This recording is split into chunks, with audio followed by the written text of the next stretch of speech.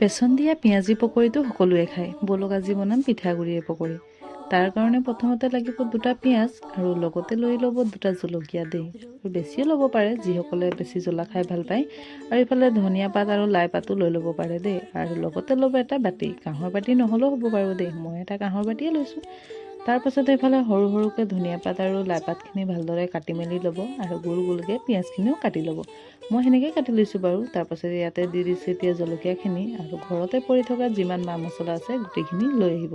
আৰু এইটো কিন্তু নাপাহৰিব দেই, মানে হালধি গুড়িও অলপ দি দিব, যিহেতু পিঠাগুড়িটো হৈছে বগা, সেইকাৰণে অলপ দি দিলে কালাৰ হ'ব।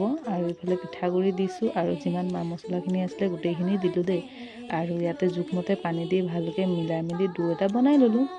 আৰু আপোনালোকে মোৰ লিখীয়া নিমখ দিবলৈ নাপাহৰিব দেই। আৰু এইফালে ল'ব কেৰাহী এটা, ক'লা কেৰাহী হ'লেও হ'ব বাৰু, চলি যাব নহয় জানো।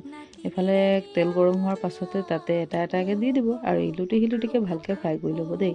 আৰু মোৰ লিখীয়া ৰঙা চাহ একাপ বনাই ল'বলৈ কিন্তু আপোনালোকে নাপাহৰিব।